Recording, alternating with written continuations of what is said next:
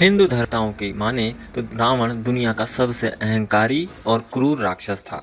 वैसे तो धर्म ग्रंथ में उसके अहंकार से जुड़ी कई बड़ी बातें बताई गई हैं, लेकिन रावण के जीवन की सबसे बड़ी गलती यह थी कि उसने मर्यादा पुरुषोत्तम श्री राम की पत्नी सीता का हरण कर लिया था। इस गलती के कारण अमरता के वरदान प्राप्त रावण को उसके परिणाम स्वरूप मौत का मजा चखना पड़ा।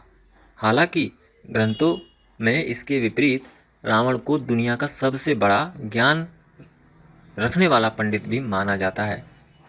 इसका अंदाजा आप इस बात से लगा सकते हैं कि रावण ने मरने से कुछ क्षण पहले कलयुग से जुड़ी ज्ञान की बातें बताई थी। मरते वक्त रावण ने कलयुग से जुड़ी 3 खतरनाक बातें बताई थी। यह ऐसी बातें हैं जिन पर आज के ज़माने में अगर व्यक्ति गौर कर ले और उन बातों को अपने जीवन में अमल में लाए तो उसका जीवन सफल हो जाए, उसे अपने जीवन में कभी भी धोखा, निराशा और पराजय का सामना नहीं करना पड़े।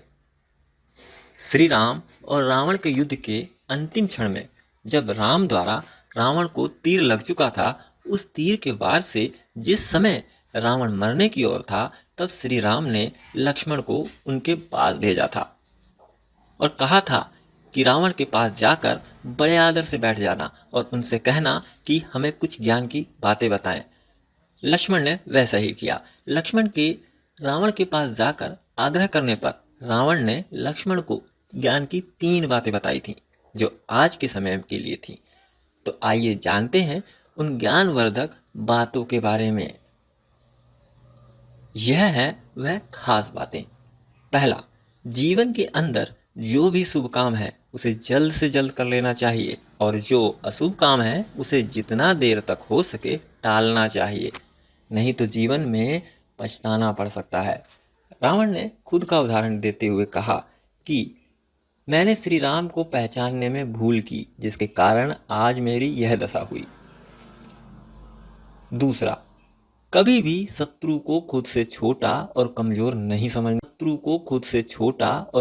नहीं समझना चाहिए।